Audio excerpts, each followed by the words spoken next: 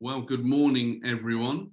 Thank you very much for attending our webinar today. On the panel this morning, you've got myself, Alex Stojkovic. I'm one of the founding partners of the business, Alexander Peter Wealth, and also Paul. Paul is our director in Europe, based down in sunny Spain. I'm up here in the UK at the moment. So as I say, welcome to one and all. Some of you I know are contemplating a move to Spain, and some of you may already be living in Spain. So the format of today, obviously you've seen the agenda on the email, so we'll endeavour to ensure that we're running no longer than an hour on this presentation, and actually we'll try and get done before that. We do welcome any questions, so if you do have any questions at all, feel free to pop those in chat, and we'll endeavour to sort of cover those off as we go through the presentation. Failing that, then if you do have any specific questions, then of course then you can reach out to us. At the end of this presentation, we will send you an email inviting you to a recorded session in case there's any particular bits that you want to refer back to, or indeed or share with anybody else. Then of course you're more than welcome to do so.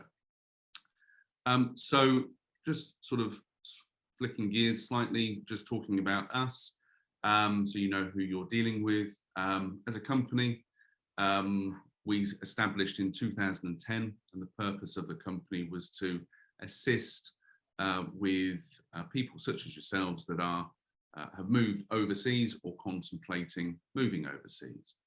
Now we appreciate that there are lots of companies based in Spain that perhaps offer a similar type of service. The part that I believe that differentiates us from the majority, not all, but the majority, is that we are regulated in a number of jurisdictions. As you can see there on that presentation slide, the jurisdictions that we're regulated in. The most important for yourselves, of course, as Brits that have moved overseas, is number one, that we are UK regulated. So we are regulated by the Financial Conduct Authority, the FCA, to provide advice. And we're also regulated in the EU as well. Clearly, since Brexit, the requirement for licensing in both areas is now a necessity. Make no mistake that our regulation of being part of the UK framework is something that's very, very important to us. And I would encourage you that whoever you do speak to is absolutely UK regulated, to ensure that they've got the full understanding of the type of products and services that you may well require. So what we're going to talk about, just as a sort of recap today, and it'll be broken down between myself and Paul, so you'll be glad to hear that you're not solely talking or listening to me today. Paul will also be jumping into on some of these points. I'll be covering off very much on the UK pension side of things. My background is almost entirely UK pensions. So we're going to discuss the type of UK pensions that exists, how they're taxed in the UK, how they're taxed in Spain, and some of the sort of key points to take away. Paul will then sort of run into visas. As we've said, sort of since Brexit, the landscape has changed, and the requirement for visas is obviously clearly now part of what's required. And he will also touch on sort of savings investments and how those are taxed as well in Spain. I'll touch on currency and the effect that that can have on your buying power. And then we'll let Paul finish off with private medical insurance, estate planning, and inheritance tax. So that's sort of the layout for today. As I said, if you do have any questions, feel free to ask them as we go through the presentation. So moving on to the pensions subject matter then. There's effectively two types of pension schemes in the UK and pretty much the world over, really. So, excuse me if you know this, but to ensure that everybody's sort of got the same understanding, because it does actually affect the taxation position in Spain, which is why we highlight this this early on. Two types of scheme: defined contribution. So a defined contribution is both you and your employer put in money into a scheme together, or it might just be yourself as a private pension. And that those funds are then invested into a series of funds, ETFs, etc., in the market. And when it comes to retirement, whatever the fund value is at the time, you have then varying different income options. Perhaps an annuity, perhaps an income drawdown facility, but certainly it is all dependent upon the level of contributions and the performance of the fund during the savings life of that particular scheme. That's what determines really the level of income that you are likely to receive. The other type of scheme, often referred to as the Rolls-Royce of pension schemes, is the defined benefit scheme or final salary scheme. Called these, again, contributions typically by employer and employee, but the difference is here is that the pension that you will receive upon retirement is based solely upon the length of service that you have with that employer, and also the salary that you were on at the time. And typically that's why these things are called final salary schemes, because it's usually determined by what was your last salary or the average of your last 2 or 3 years worth of salary. And as I say, how long you've worked for that particular company. So those are the two types of schemes. The other thing to point out with a defined benefit scheme is that the income that you will receive is also index linked, so will track inflation. Maybe not the inflation numbers that we're seeing currently, but certainly normal levels of inflation the scheme will keep pace with. So your income isn't eroded by inflation. Now, as I say, we highlight these because there are a couple of differences, and we'll get to that in a second in relation to how things are taxed. But before we do that, we just cover off a couple of schemes or types of schemes that can't be transferred. We talk about transfers because there may be benefits to doing so from a tax perspective and other perspectives. As I say, we'll get to that in a second. But schemes that can't be transferred, firstly, the UK state pension, the old age pension. That scheme cannot be transferred into Spain or anywhere else. It is paid out from the UK. We'll look at how that's taxed in a second. Also, if you've purchased an annuity, a lifetime annuity, those schemes cannot be transferred away once you've purchased. And then the third type of scheme that can't be transferred is civil service pension schemes. So things if you've worked for, let's say, the police force, let's say the NHS, those schemes also are unable to be transferred. And the simple reason for that is because these schemes, there is no pot of money that sits there. They're unfunded schemes.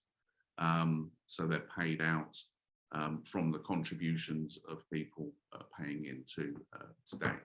And that's the reason that the government changed the notion of being able to transfer these schemes a few years ago.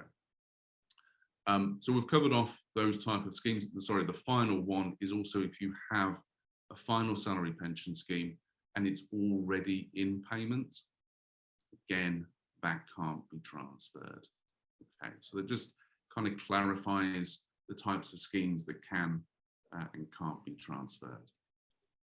So getting to sort of the meat of this, how is your pension taxed? Well, from a UK perspective, it's actually quite straightforward and simple. contributions into your pension scheme receive tax relief. The growth inside of the pension was free of taxes.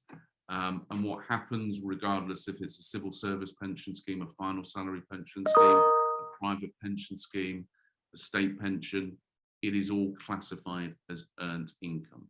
And therefore you pay tax in the UK at your marginal rates of income tax. However, you are not in the UK now, or you are potentially thinking of moving to Spain, and therefore how will things be taxed from a Spanish position? Well, first of all, if we take the state pension as well as civil service pensions, those pensions are taxed at source in the UK. Now, clearly there is a double taxation agreement between the UK and Spain, which means that clearly double taxation doesn't take place. But nonetheless, the income that you receive from a civil service pension, such as an NHS pension, as well as your state pension, need to be declared to Hacienda. The impact of which, despite the fact that you've paid tax in the UK on that income, means that it may push you, depending upon the levels of income, into a higher rate of marginal income tax in Spain compared to the UK, and there may be excess tax to pay in Spain. And that's simply because effectively the bandings in Spain get to higher rates that much quicker than they do in the UK. The personal allowance in the UK is around £12,000-ish. And in Spain, the personal allowance is around 6,000 euros, I believe, Paul. I think that's right. Yeah. Okay, very good. Final salary occupational schemes, as we've said, and then private pensions. Now, this is where the sort of differential comes in, and we'll look at, and we'll look at these in a little bit more detail. And effectively, you've got to think about the Spanish system and the type of pensions that exist within Spain, within the domestic system. And within the domestic system, there's effectively occupational pension schemes, very similar to final salary schemes. And then there is private pensions, which invariably the income options at retirement are annuities, annuitization. So taking final salary pension schemes, first of all, or occupational pensions, company-sponsored pension schemes, quite straightforward. These schemes in Spain would be deemed to be earned income, so would be classified and formulate part of your marginal rates of income tax. Now, any pension that's payable from the UK effectively runs through the PAYE system. So unless the Inland Revenue or HMRC know at the time that you are no longer UK resident, they will deduct tax at source. And then you have to go through the process of clearly paying tax in Spain and then reclaiming tax from the UK tax office on a self-assessment tax return. So it's a little bit of a convoluted system to deal with. Private pensions and this notion of income drawdown doesn't really exist inside of the Spanish framework. And so the taxation of such aligns itself more to savings and investments. So the way that savings and investments would be taxable in Spain. And we'll get onto that in a second. But just before we do that, again, as I said, any type of UK pension scheme will be taxed at source by the UK, unless they know that you live overseas and have declared that you live overseas and have applied for what we know as an NT tax code, a no tax tax code. The length of this presentation probably doesn't permit us to go into the process of how that might happen or how we might get to that and achieve that. But the process, if you didn't receive an NT tax code, would mean that tax is deducted at source in the UK, then you'd pay income tax in Spain, and then you'd look to reclaim the tax back in the UK from HMRC. Alternatively, the no tax code would mean that effectively a zero rate of tax is applied in the UK. It pays out gross, and then you just declare your income in Spain and pay your taxes in Spain. Now, we'll look at the taxation on savings and investments for private pensions. And when we say private pensions, this is anything that is known as a sort of personal pension in the UK, a SIP contract, a CUROPS. Some people have transferred to CUROPS in Malta, Gibraltar, these sort of places, and even US. I don't think we've got any US individuals on, but that hold individual retirement accounts. Those sort of things would be taxable in exactly the same way in Spain. So investment income follows a different tax rate. You will notice straight off the bat that there is no personal allowance here. So whatever is earned is liable to tax immediately. Okay, but we'll get on to how this actually works and plays out, so you can see that the opportunities that potentially exist here. A little bit more complicated, but within this is definitely some potential for saving on income tax, if you like, from pension income. So we've just taken this example to demonstrate exactly how this works. Now let's assume that your personal pension, SIP, whatever it might be, is the start value of it, and we've just based everything in euros for the time being, but let's just assume it's worth 200,000 euros at the start. The fund value then grows by £50,000, and we now have a total value of 250,000 euro. That is a 20% gain. Now, over what period of time that is doesn't really matter, but for the sake of this, we've got a 20% gain within inside of the pension contract. Because it's a pension, the growth within inside of that hasn't been liable to taxation. So we're not saying that each year the pension fund grows, it's going to be liable to tax. That's not the case. It is a pension fund still, and so still grows without deductions of tax. But this is just to highlight the example. So the 50,000 we're now making as a withdrawal.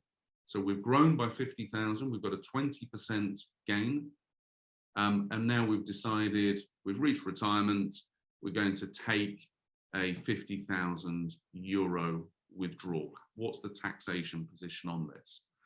Well, what is liable to tax isn't 50,000 euros, it's actually 10,000 euros. And why is that? Well, because each proportion of income that you take will be deemed to be proportionate capital and gain. So 20% of 50,000 euro is 10,000 euro.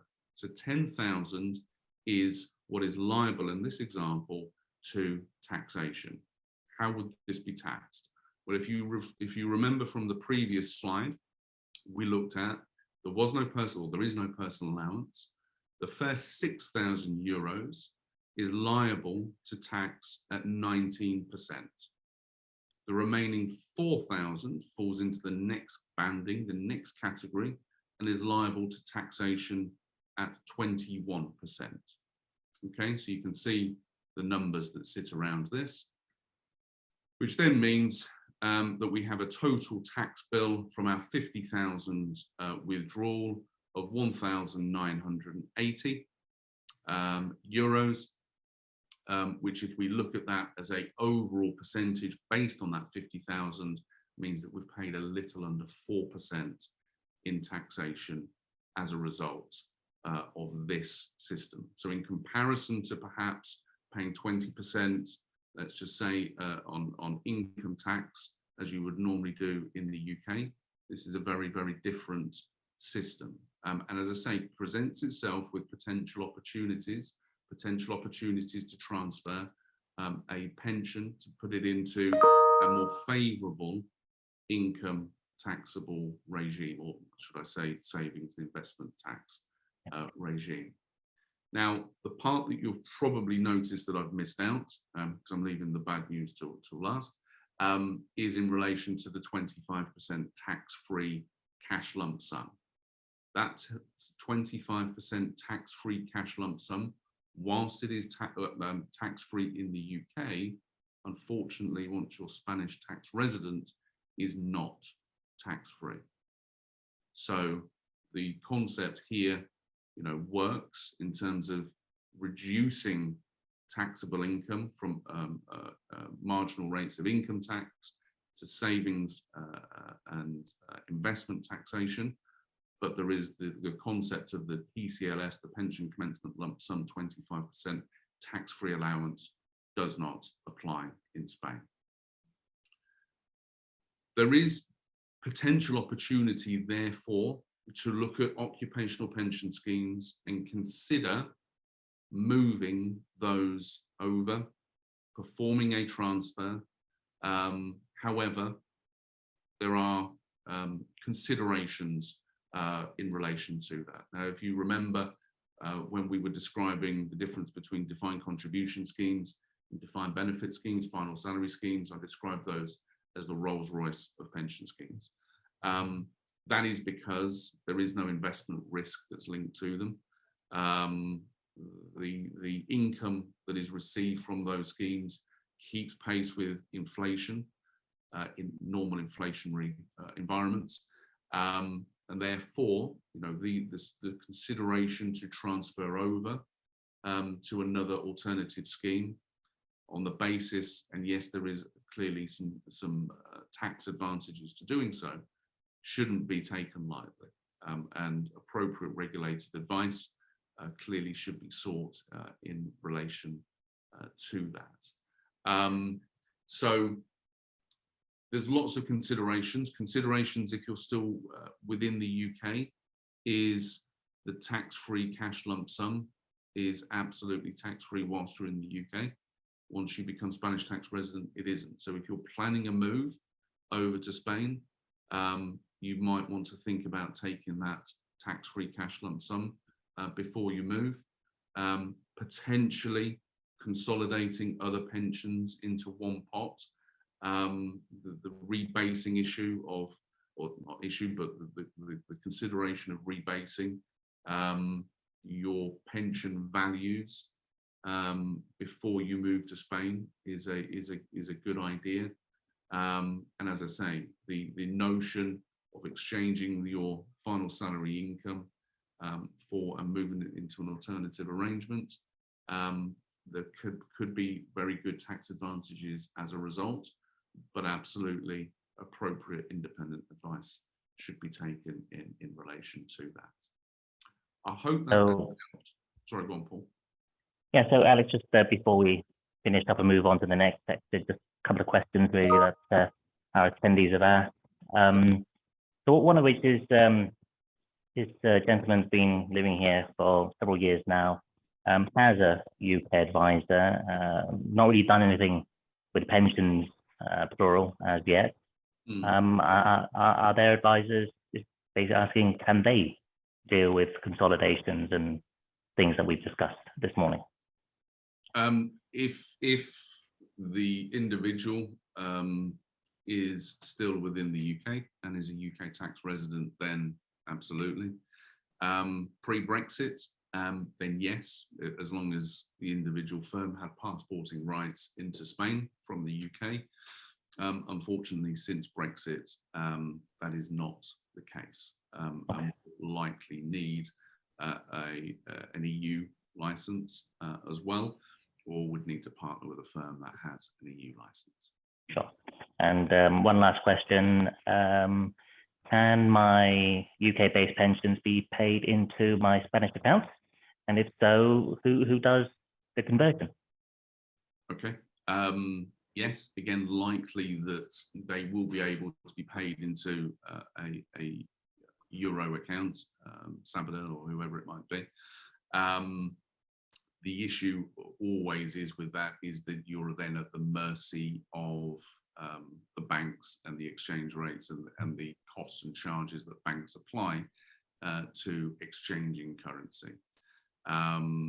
There are alternative options that we could, potentially talk about and look at, again, probably beyond the scope of this presentation, where we can run pension contracts in multiple currencies. So the ability to hold them in sterling as well as euros, and not pay exorbitant bank rates on transfer of currency. Perfect. Okay, just the two questions. Fabulous. All right. Well, I think that's me done. Over to you, Paul, for visa options and how to apply. Hey, well, good morning, everyone. Paul Griffiths here. So, as you've been previously informed, I basically head up the European operations here for our firm. So, let's talk about options and visas, because those with British or United Kingdom passports, we're now considered the third country. And obviously, since Brexit, or since the withdrawal agreement ended, certainly there are really good visa options for those who are still planning to come to Spain, whether that's to retire or to work. So I'm just going to keep this section at high level and just really look at the key highlights here. So the first off is the non-lucrative visa. I'm sure you've probably heard of this through Facebook groups and other social media. It is very much a preferred option at the moment. There's lots and lots of applications going through, and it's probably one of the simpler visas to get because it's purely based around your ability to financially support yourself here in Spain. Okay. Now, 2021 rates to apply for non-lucrative visas in terms of what you actually need financially. The main applicant will need €27,200. And of course, if it's a husband and wife, brother and sister, family members, whatever, then each additional family member must have at least €6,800. So this is to apply for a 1-year non-lucrative visa. Okay, now these rates may go up as the years roll on. Over and above the financial requirements, of course, the pedigrees, things like, you've got to make sure there's no criminal records. You also must ensure that you need to be staying in Spain for 6 months out of that 1 year that's been granted. So bear that in mind. So you can't just keep hopping in and out of the country. Also, a very big requirement is health insurance. And the health insurance must be full coverage, so comprehensive. And this must be issued by a Spanish insurer. Okay. And lastly, you need to go and get a medical certificate, really just to show that from a physical and a mental standpoint, that you will not be, well, as the terminology is used, you will not pose a threat to the public health. Okay. Now, very important to note that the non-lucrative visa can only be applied from where you're currently living. So we're talking about leaving the UK to come to Spain, then you need to apply through the Spanish embassy in the United Kingdom. Of course, if you're other nationals from other countries like the US, then of course you're applying in the US. Okay. So non-lucrative visa, relatively straightforward because it is just showing the financials. For those who are still working and are planning to change scenery, you don't like the UK weather anymore and you want a bit of sunshine, then of course you can go for a self-employed, or they call it freelance, or in the Spanish terminology is autónomo. Okay. This is a little bit more complicated, but nonetheless, a lot of people are doing it. Okay. Again, at top level, just to really look at the key points of this visa. Yes, you must go, you have the right qualifications to do the job that you are doing. Okay. And also you need to have to submit business plan and a viability report. So this is really to show the embassy that you are able to generate enough turnover to support and sustain your life here in Spain. Okay.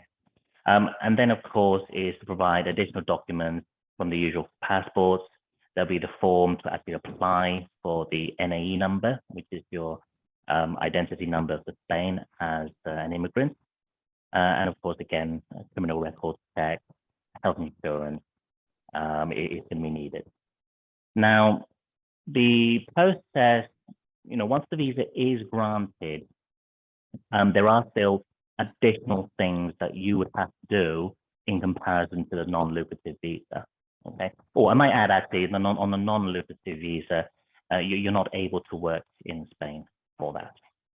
But on the autonomo, the self-employed, yes, once you are in Spain, there are two things you have to do because you are working.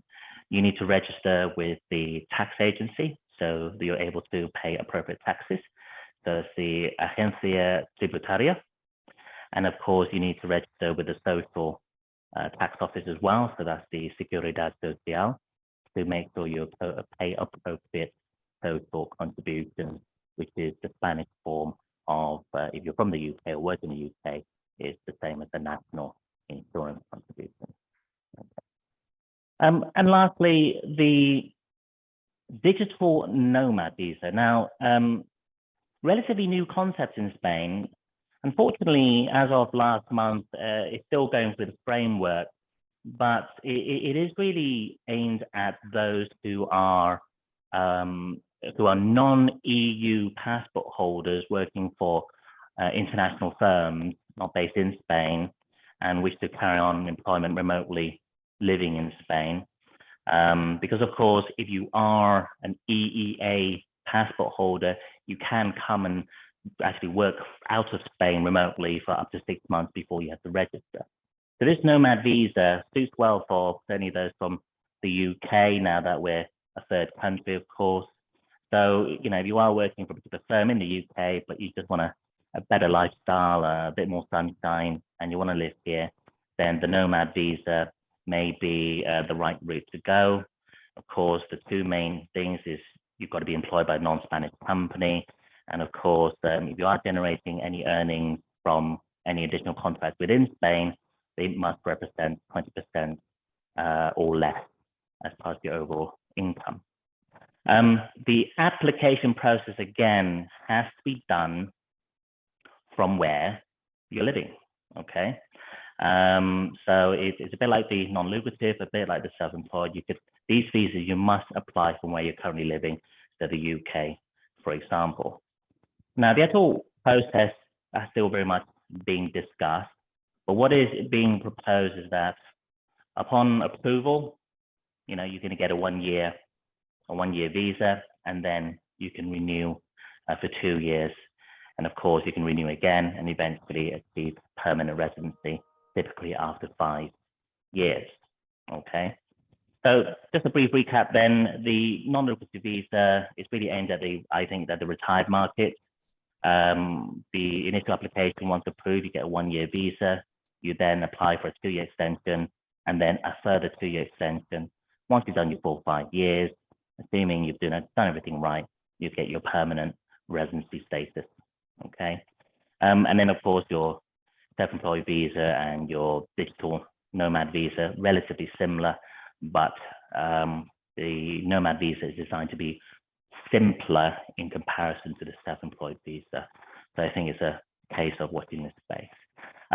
Like always, this immigration side isn't our expertise in-house. We do outsource it. We partner up with Martinez y Chavarria, and they're a Spanish law firm, not only local here to us in the Marbella region, but they have offices all over Spain. So should you need any inputs or services, we'll be providing contact details at the end of the webinar. Right, so now that we're done with the residency, let's just touch upon savings and investments. Obviously, you heard Alex talk about pensions. The most common items we see for those who work in Spain or work in the UK or come from the UK is that they've taken advantage of the tax-free ISAs that are available as a UK tax resident. Unfortunately, that tax efficiency stops once you become a resident of Spain. Now, it doesn't start from a UK perspective because it'll always be tax-free, but unfortunately, Spain doesn't recognize it, and why would they? It is not a Spanish product, okay? So I think for those with a cash ISA, straightforward enough, you're not going to be earning much anyway, but nonetheless, the little interest would be taxed at the investment income regime that you saw earlier. But those with a portfolio as an ISA with stocks, shares, funds, it can get overly complicated and cumbersome, especially if you are popping and changing the assets on a regular basis. You know, those actions are deemed to be potentially chargeable taxable events, and you would be liable to pay the investment income taxes as shown. And again, the whole point of all this, if you're able to rearrange your assets prior to moving to Spain, then that's all the better for you, because by simply selling down what you've got in your ISA and even buying back up the same assets, what you're in essence doing is rebasing your capital, because Spain will not care about when you became resident. They will tax you on the growth of your investments from when you bought it. Okay, it's as simple as that. If you bought it 10 years ago, you moved to Spain today and you've done no rebasing, then that's potentially 10 years worth of gains that will be taxed when you come to sell it. Okay, so very, very important to consult with the appropriate advisor to do that.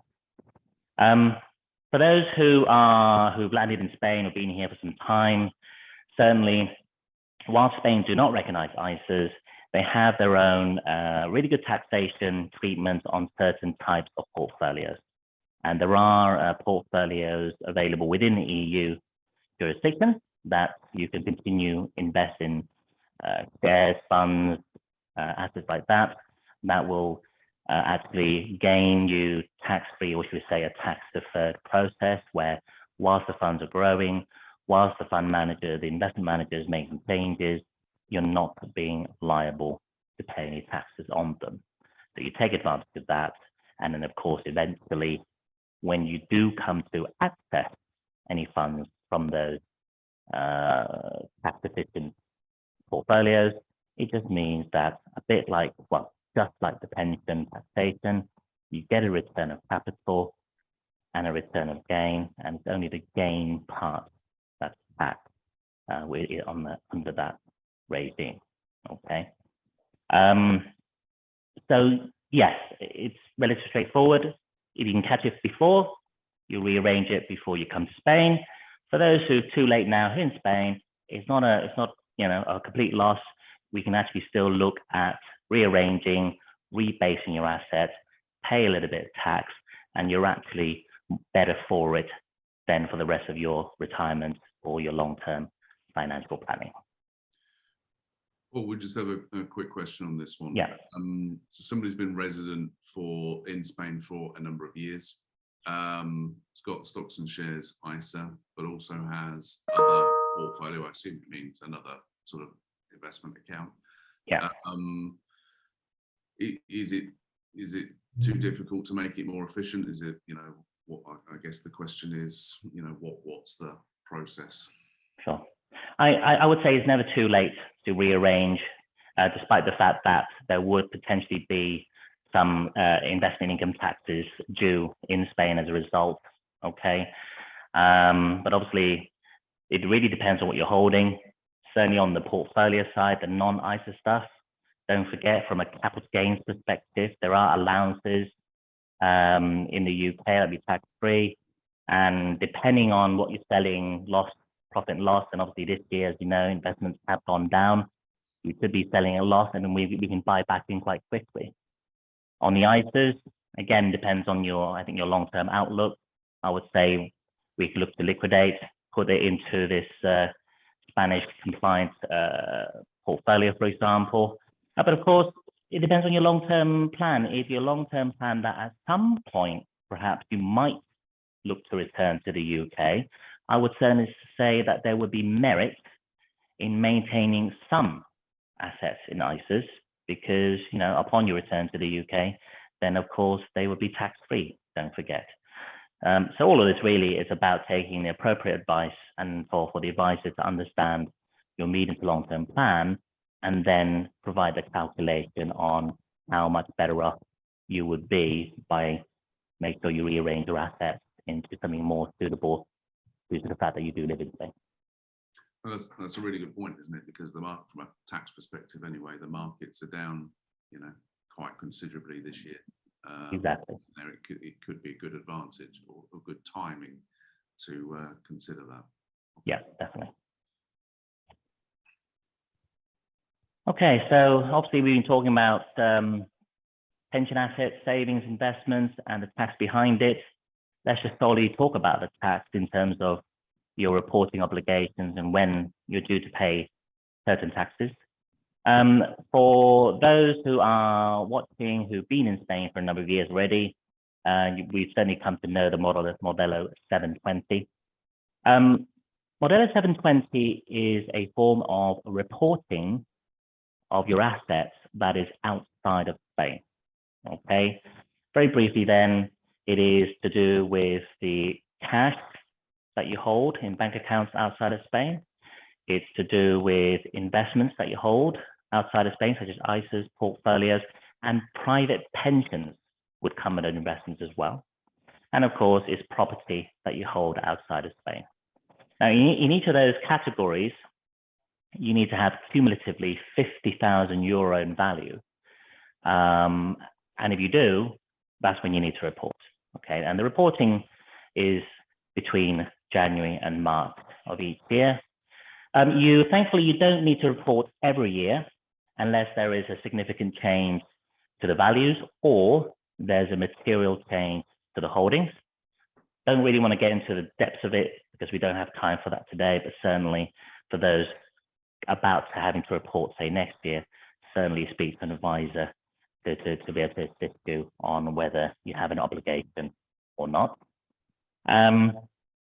Now, with the 720, prior to January this year, it was a scary piece of reporting because if you didn't report, there were very significant fines, 5,000 euro per category if you didn't declare, but the minimum penalty was 10,000 euro. Thankfully, the European Court of Justice, after about almost 8-9 years of being in the courts, have deemed those fines to be completely illegal.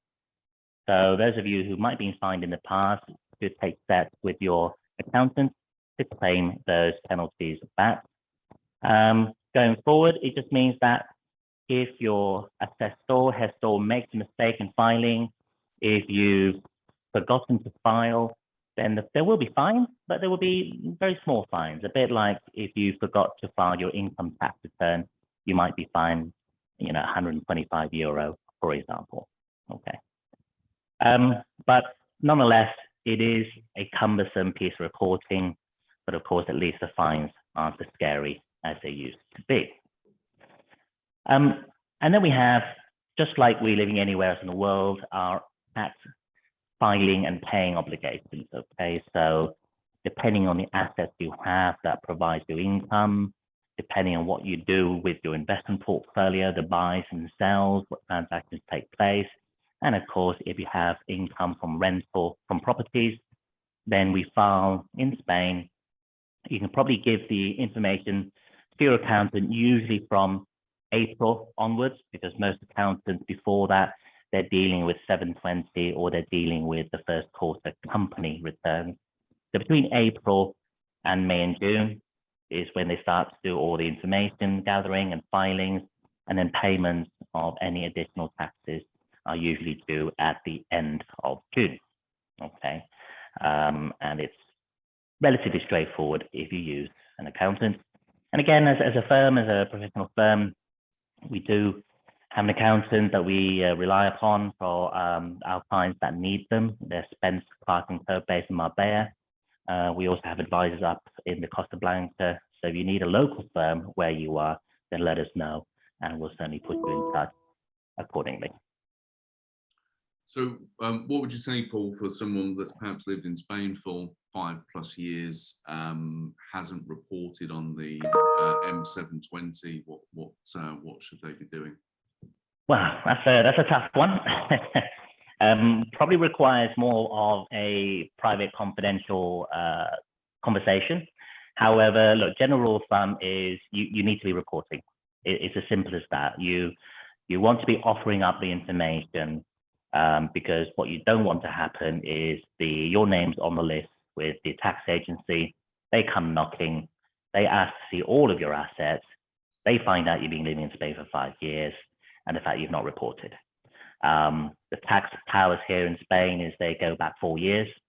So that means you could be fined over a 4-year period, along with interests, potentially interest on growth, anything else for that matter, depending on the assets you have.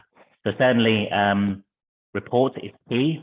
Now, if you consult with your assessor, they can potentially give you either do a voluntary late reporting, which would be now, for example, or they might say wait until the next round reporting, which is January, between January and March 2023. Okay, but in any case, this probably requires quite a delicate matter and requires more of a private conversation.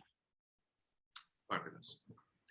Okay, thank you. So I think we're over to me for currency exchange. We've got about 15 minutes left, so I'm not going to spend huge amounts of time going into this one and going through graphs and whatever. But for anybody that's lived in Spain for a number of years, you will probably recall what happened straight after the announcement in relation to the referendum on Brexit, and how sterling crashed at that particular point, fell off a cliff.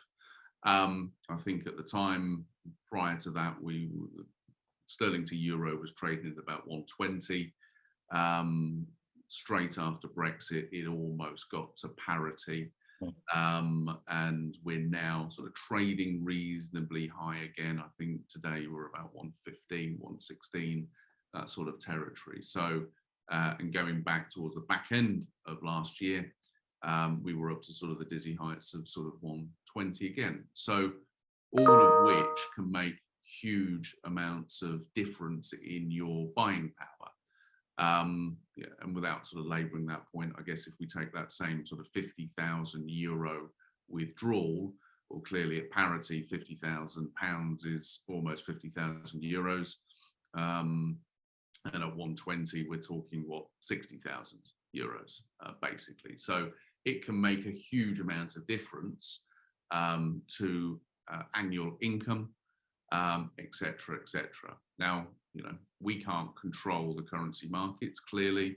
What you can do is ensure that you have flexibility, and flexibility is key here. The products and solutions that we will always recommend will have the ability to hold multi-currency. So by that I mean, yes, it has the ability to hold sterling, but also has the ability to hold euro. So it's not a one or another situation, and you've got to convert 100% of your money to euro today at 114, 115 today, or so on and so forth. You've got that flexibility and choice in what you do. The other thing to really bear in mind, and that's regardless if it's savings and investment products, or whether it's pensions, we have that ability to hold money in both currencies and phase money in two different currencies. Clearly, when the currency was as low as it was, we were almost parity.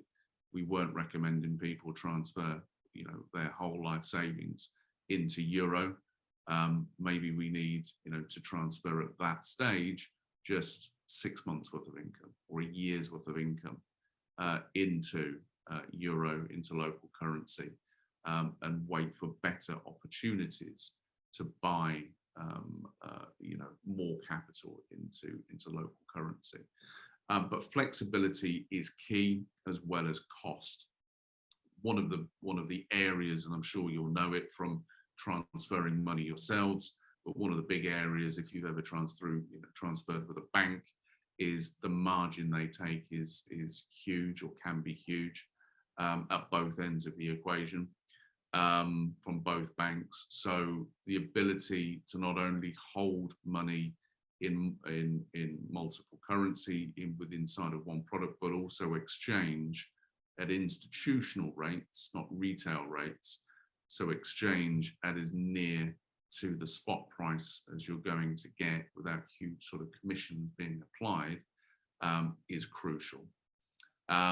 So as I say, I'm not going to sort of get into lots of nuts and bolts of this now because of the time constraints, but just bear in mind, clearly your expenditure in Spain is in euro. For the vast majority, the capital assets that you have will be in sterling, and that conversion equation just needs to be managed, and that needs to be on a case-by-case basis and a timing basis. Some people, they know that they're going to spend a reasonable amount of time back in the UK, and therefore it makes sense to always hold some sterling exposure. So that flexibility is absolutely key when it comes to the holding of financial products, and as I say, without paying exorbitant costs for the privilege of changing your money from sterling to euros. I'll leave it there, Paul. We'll run on to your next slide, getting into sort of inheritance taxes, etc., which will be a little bit more involved. Okay, so before we go on to the inheritance side, just to cover off the last bit really when it comes to medical insurance, quite key, because you're not going to get access straight away to the healthcare here in Spain, depending on the visas you have. So getting the right insurance is very, very important. As we said before, the providers themselves must be based in Spain to make it valid. Okay, and it's actually quite simple to get a quote and the relevant policies. We actually have a professional partnership with Dragon Insurance, and Dragon Insurance been providing insurance brokerage service now for the last 20-25 years, and they cover all sorts of insurance, medical, private, household, car, for example, and again, we'll provide contact details at the end of in the follow-up on the webinar. Okay, but when you are moving over, or if you're already here, if you want different quotes for your existing policies, certainly Dragon Insurance will be the one that you can contact. Okay. Sorry, that's me to move the slide on. Right. The very last point is, of course, the morbid side of all this, which is about planning your estate. Look, quite simply, if you live in Spain and have assets in Spain, you need a Spanish will. It's as simple as that. That's no different than living in the UK. You've got UK assets, you need an English will. You do not want to die intestate and leave it to central government or regional governments to decide how your estate is distributed in accordance to their laws. The great thing with the Spanish will, of course, the UK, we say the Spanish system signed up to what we call Brussels IV, which is a piece of legislation that allowed the person to nominate the law of the land or where they came from for the purposes of distribution of assets. So you're from the UK, when the Spanish will is written, you can put in the Brussels IV clause. Now, this doesn't mean the UK inheritance tax applies to Spanish estate, which it may do anyway. What it does mean is under England and Wales law, you can use the power of nomination, so as to physically nominate beneficiaries, Scotland as well for that matter. So if you have a complicated family, it could be useful, or perhaps you have an estranged member of your family that you don't want to include in your will. Using that ability to physically nominate individuals is vitally important and very powerful. Okay. So rule of thumb, if you've got assets in any country, really, you should or must have a will from that country. Okay. Now, there are obviously other ways to make sure your loved ones are taken care of, and that's by rearranging some of your liquid assets or movable assets. So we're talking about your cash, your ISAs, your investments, your pension fund, things like that. We talked about very briefly about a Spanish efficient, Spanish compliant portfolio regime. All of these are contracted as life assurance policies. The technical term for them are basically investment-linked life assurance contracts. And being a life assurance contract means you can actually physically nominate individuals to benefit in the event of your demise. If you're a couple and you have joint assets, you would have these policies jointly. So the surviving partner simply resumes control. And then when the surviving spouse partner passes away, it's then distributed to your nominated beneficiaries. And in most cases, it's distributed without the need for grant of probate. Which for anyone with experience with probate, I've got personal experience myself. It can take anything between 6 months and 3 years from a UK perspective.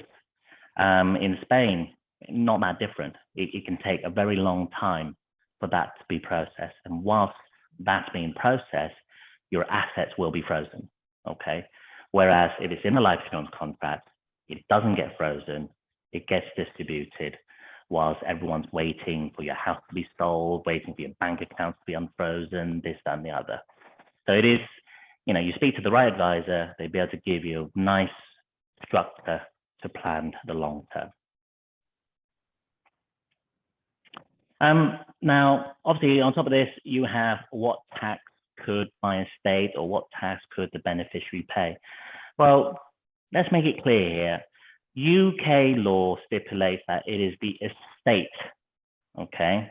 It's the estate that pays the tax, and once the tax is paid, it's then distributed to the beneficiaries. Spanish law is a little bit different. It is the beneficiaries that are liable to pay these taxes, okay? And I don't want to get too convoluted and muddled here, so we're just going to focus on Spain for now. So if you've got assets in Spain and it's being distributed, say, to your 2 children, okay? Depending where you live in Spain, and we're based in Andalusia, for example, but depending where you live in Spain, those children will have their own allowances that is tax-free, okay? Anything above that is then taxable. Thankfully, in Andalusia, that allowance is €1 million per person, per beneficiary, okay? Assuming, of course, the beneficiary themselves do not have wealth over €1 million already. So that's, I think for a lot of us, that can be sufficient, so there's no taxation. You live in Madrid, for example, happy days. Madrid gets a 99% reduction, okay? If you don't live in such favorable regions such as, and I'm just speaking from memory here, as Valencia, I do believe the allowances there are only 200,000 to 300,000 euro if you're a direct descendant, so a child, and the allowances get even worse if you're, passing on your assets to your cousin or to a friend, and they get pretty much no allowances whatsoever. Okay. Now, succession tax rates in Spain do start from at least 7% over and above your allowances. Okay. So depending on the level of your wealth, it can get quite expensive for your beneficiaries. But again, if the beneficiaries don't have the money to pay it, though, they're in this catch-22 situation because it is the beneficiaries that have to pay that bill.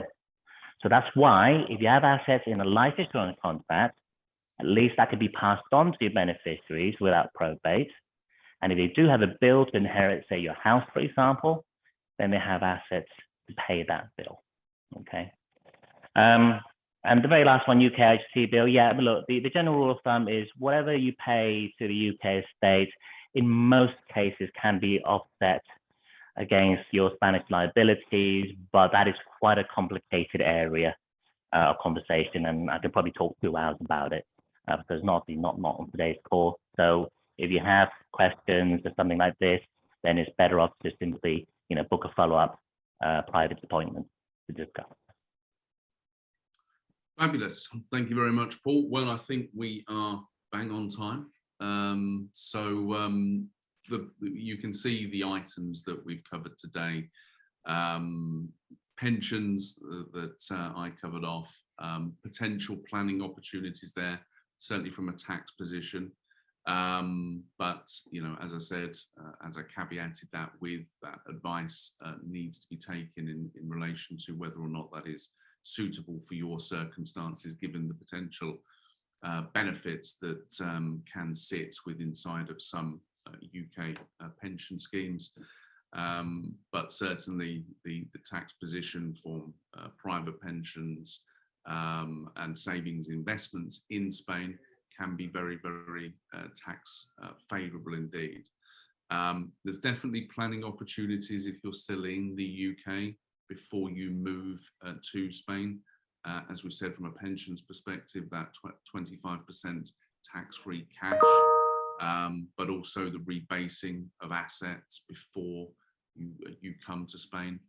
These are all sort of planning opportunities to take before you become Spanish tax residents. Currency, and Paul's obviously touched upon sort of the visas. Now we live in this post-Brexit world, what that means, etc. I hope that you found it of use today. Each one of these subjects, clearly we could do a far deeper dive into, but the presentation would be far too long, clearly. So if there is anything indeed that you want to discuss and would like to talk about in more detail, you're free to clearly do so with one of the advisors here, either based in the UK or down in Spain. We thank you for your time that you've taken out today. Appreciate that. By all means, please feel free to give us any feedback as well. We welcome feedback on the presentations that we've delivered, because we want to ensure that they're as relevant and informative for you as possible. For anybody that wants to stay on and wants to sort of ask any questions on the chat, feel free to do so. We'll stay on for another few minutes. For those that don't, then as I say again, thank you very much for your time today. Thank you, everybody. Thank you.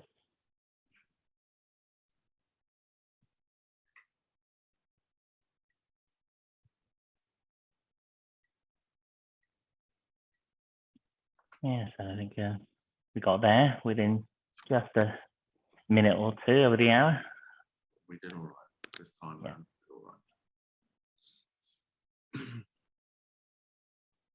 Yeah, I think those that want to ask more questions, I think they can click the Q&A icon at the bottom of your screen there, guys.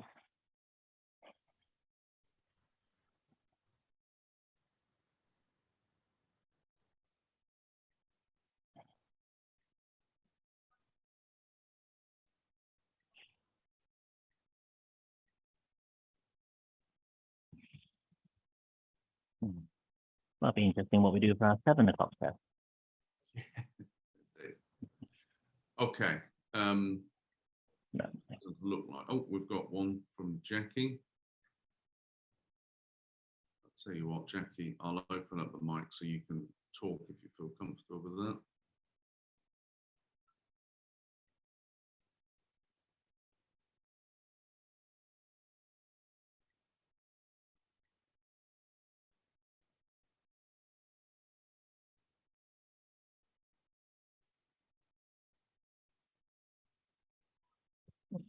Jackie's on mute still, I think, as I can see.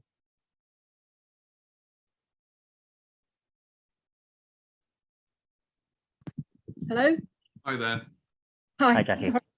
Sorry, I seem to be pressing buttons and going all over the place. I wondered if you're able to give us any information about the current status of UK premium bonds. Paul, that's definitely one for you. Yep. Well, anything specific about the premium bonds that you want to know, or just how they're treated here in Spain? Well, recently there seems to have been some rumours on the grapevine that if you are a Spanish resident, that you can no longer hold UK premium bonds and declare them and declare your winnings on the 720 and then on your annual return. Right.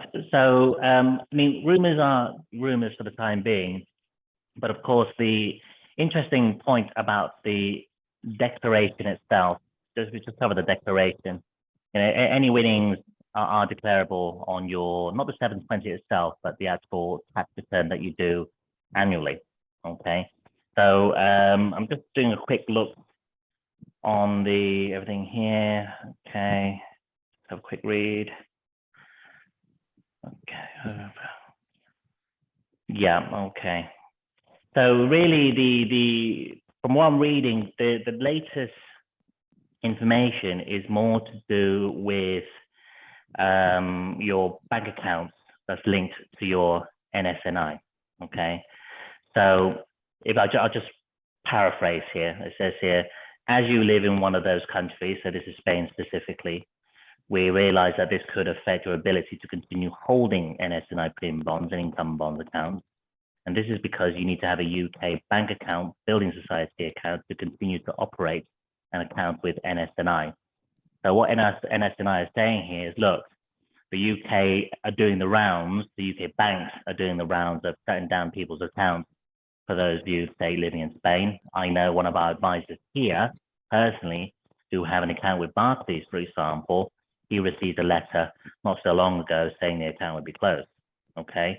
So it's not, NSNI is not stopping you from holding these bonds, but what they're just pre-warning you is that if you don't have a UK bank account, then we can't pay any money to you. It's as simple as that. So as long as you still have a UK bank account, certainly not with Barclays anyway, but yeah, if you still have a UK bank account, then that's going to affect your ability to continue to hold, okay? But the reporting aspect, certainly, Jackie, it's not the 720 for the winnings, it's the normal annual returns that you do as part of your overall income and savings investment tax. But of course, if there is a material change, though, Jackie, to the number of bonds you are holding, even though it doesn't exceed the 20,000 euro sort of the minimum that 720 talks about, because you are increasing or decreasing the number of actual bonds, if that's the case, then you are obliged to file again between January and March on the 720. Okay, that makes perfect sense and answers my question perfectly, but leads to another one, if you don't mind. Sure. If your assets don't significantly change, you said you didn't need to declare the 720 every year. Correct. Do you have to, what is the frequency of reporting if you don't have to do it annually? Oh, okay. So the 720, once you filed it once, you would only need to file it again if the value of your cash or the value of your investments, those two categories, increase by at least 20,000 euro. Now that doesn't affect, and that's increased since your last filing, okay? For properties, it's not relevant because for properties, they're not asking you what the value of your properties are, they're asking you how much you paid for them, okay? So that's never gonna change. So that's only one reason why you'd have to file again, because it has increased by 20,000 euro on your cash or investment. Or if there's a material change and it's more specific to, well, if you close an account. So if you had a cash account, let's say you had 5 accounts, you now have 4, well, that's a material change. You're going to file again. In terms of investments, which includes private pensions, because private pensions are invested. If you have funds or shares within your portfolio, and you have more shares or more number of units in the fund, or less shares or less number of units in that fund, regardless of amount, technically speaking, you would need to file again. Whether people do it or not, I'm pretty sure not everybody does it, but from a technical sense, you're supposed to be doing it. Okay, so basically you may only have to do it once in your lifetime. Yes, I would be sad that you only do it once in your lifetime, especially been declaring investments, because it means you're just not making any money if that was the case. But yeah. Spending it, so that would be a good reason. Well, spending it'd be a good one, but then that might change it materially change the components of your investment, doesn't it? Which means you're gonna have to file again anyway. But you're quite right. You know, that's the best. Look, Jackie, that's actually the best way to reduce your IHT liabilities, to spend your money, right? So. Exactly. Right. Thank you ever so much. Thank you. One thing just to, in addition to be aware of, is that it is currency in relation to this, because correct me if I'm wrong, Paul, but clearly the M720 material change of 20% is relevant for the euro value. And therefore, you know, as we've already highlighted, the difference between parity and 120 is significant. So your sterling assets may not have changed in sterling value. But from a euro value perspective, they could change. And therefore you could be in breach of the 20% unbeknowing. Yes, it's 20,000 euros a change, but you're quite right, Alex, because you're reporting foreign currency. They take the exchange rate at that time of reporting into account. Also, all of a sudden, if the euro starts completely tanking because sterling is the almighty from a FX standpoint, then naturally that might show an increase of 20,000 euro. And it doesn't actually need that much, depending on your wealth, Jackie. You know, it might just take a little tweak and suddenly, oh, wait a minute, I'm actually over 20,000 euro. Yeah.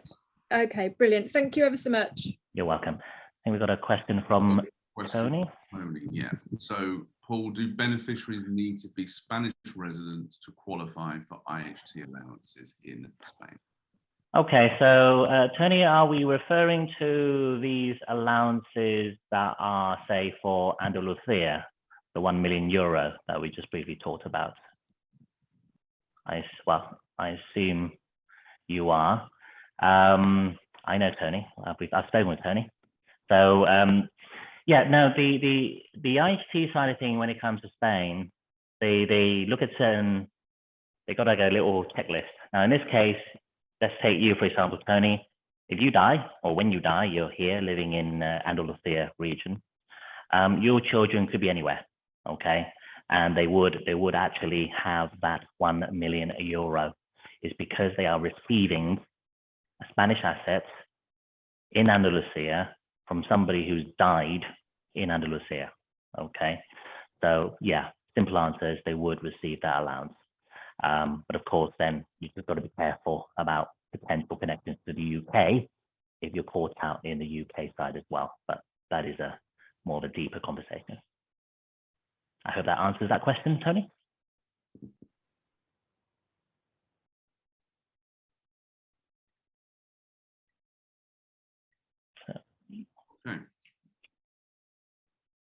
Okay.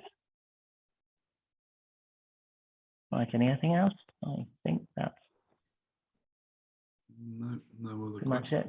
Okay, perfect. Okay. Well, again, thank you very much for your time. As I say, we do appreciate any feedback. So if you do have any feedback for us, please feel free to email us. We will follow up with an email of Tony's confirmed that that's answered everything. Good. Okay.